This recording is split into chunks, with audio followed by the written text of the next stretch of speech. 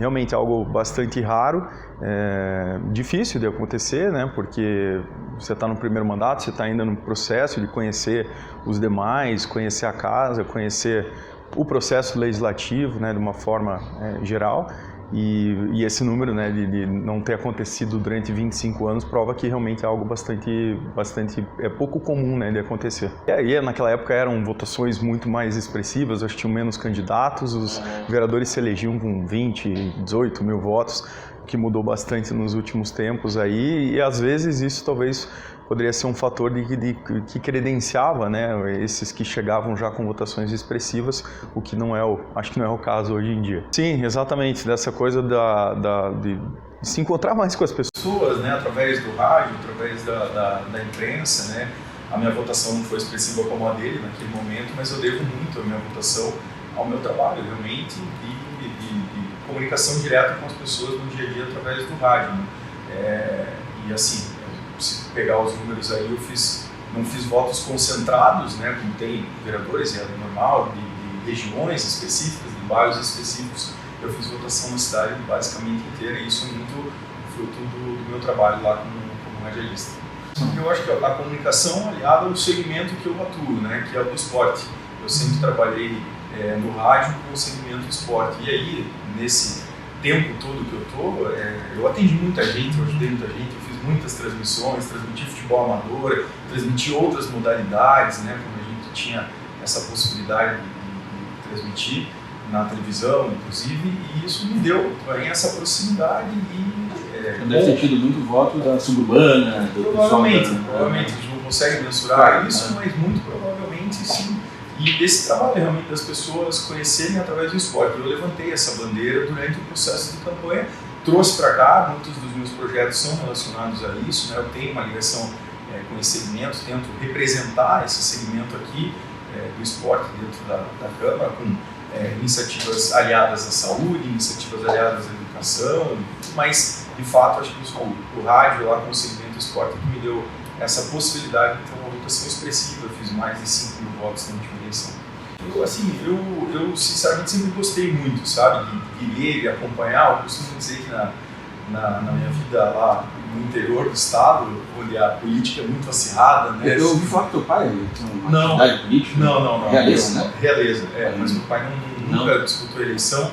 Meu pai tinha ligação com comunicação. Meu pai tinha uma emissora de rádio lá na cidade.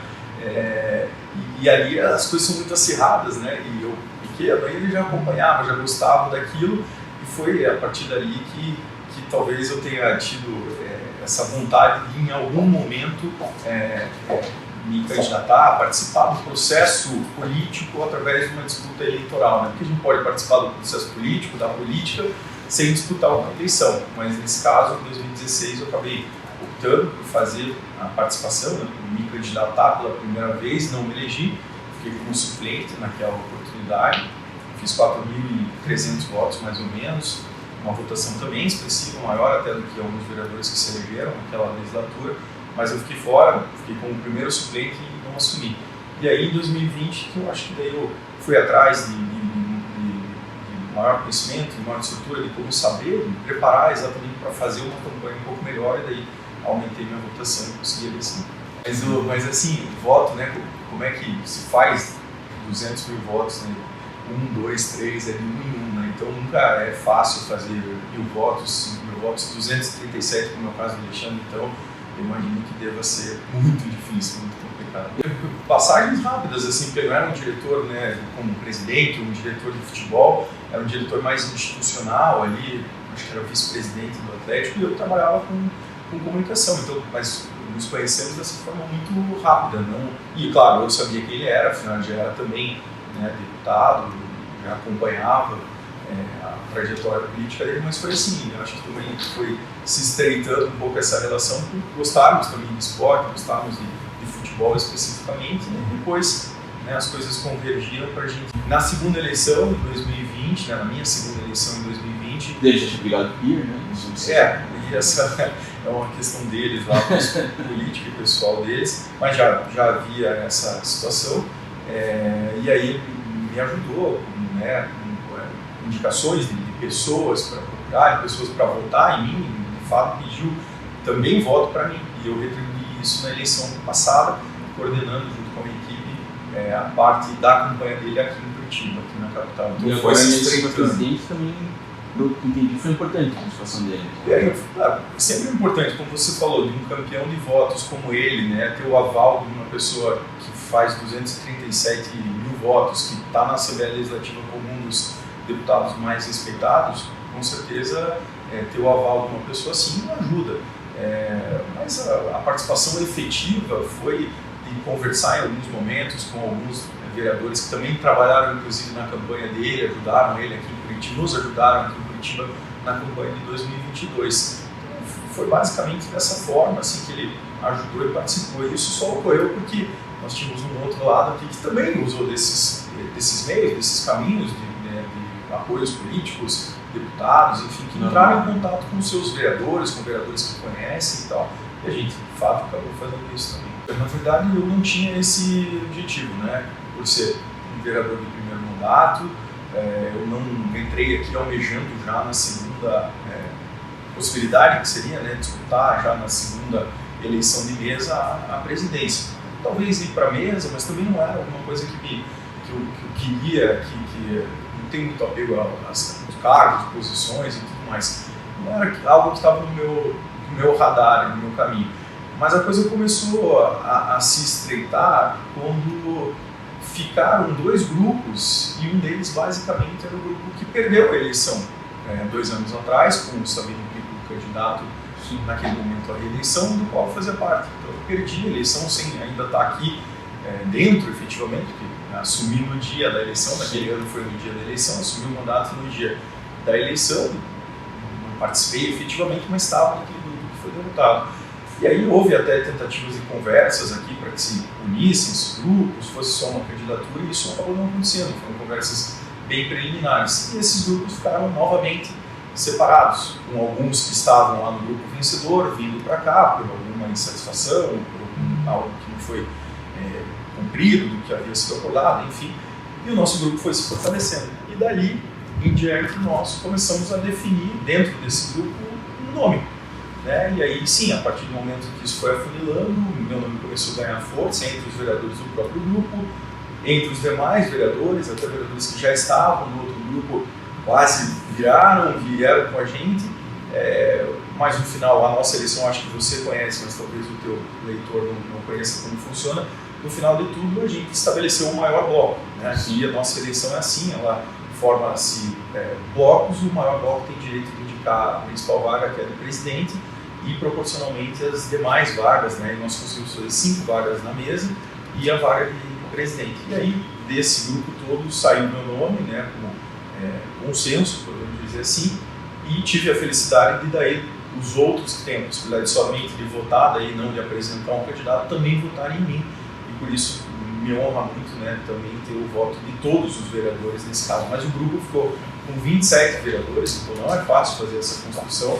Dos 38, nosso grupo tinha 27 vereadores. O primeiro e segundo secretário, o primeiro e segundo vice-presidentes. Aí terceiro e quarto secretários ficaram com outro grupo, porque essa é a proporcionalidade que acaba acontecendo com essas divisões de votos.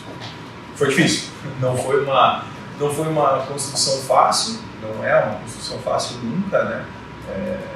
Ainda mais quando se tem forças, né, do outro lado, políticos que já estavam aqui, inclusive, mas deu certo, né? Acho que foi algo que a gente conseguiu construir de forma correta.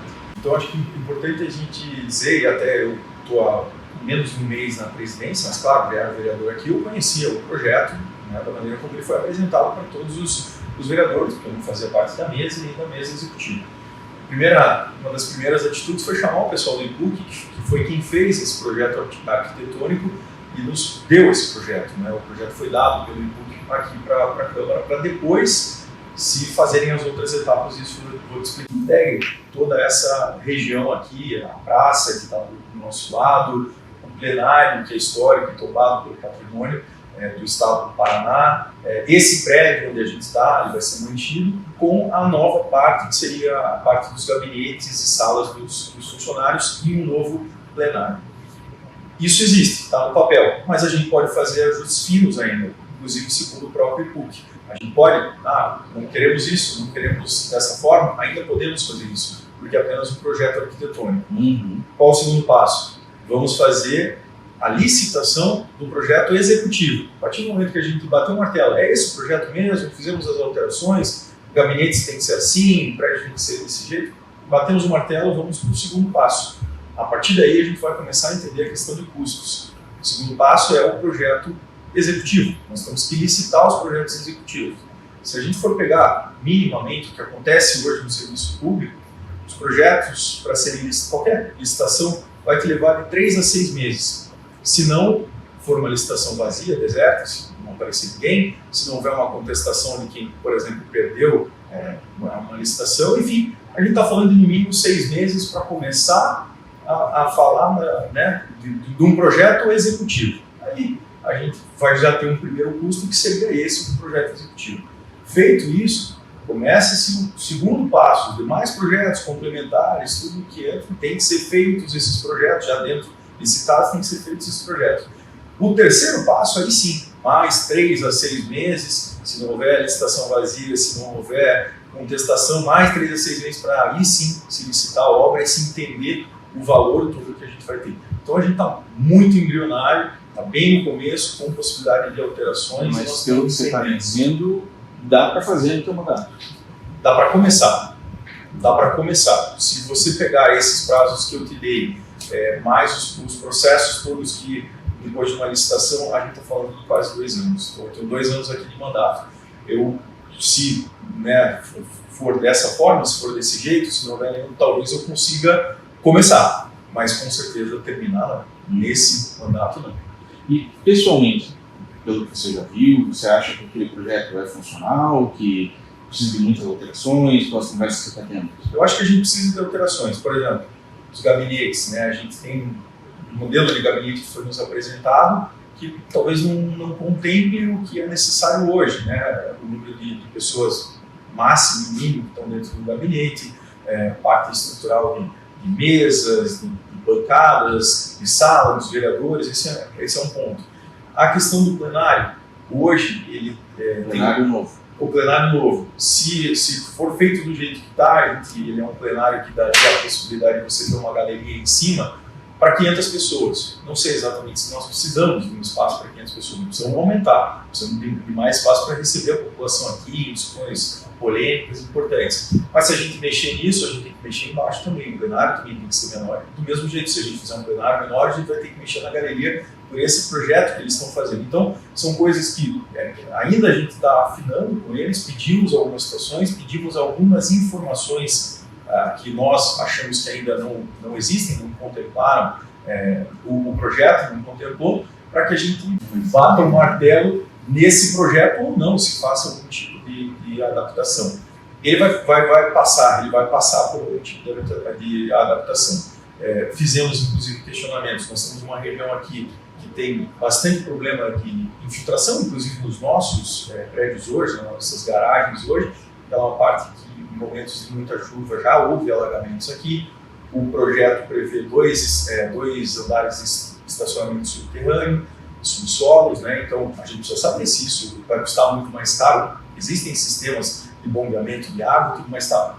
Precisamos entender, vamos bater o martelo nesse aqui, mas pelo menos uma estimativa se isso vai encarecer demais a obra. Vamos tentar fazer de outro jeito, vamos pensar em estacionamento para cima, a gente tem um outro espaço aqui, quem sabe. Então são essas discussões que a gente, nesse ajuste fino, a gente está fazendo nesse momento junto com o PUC.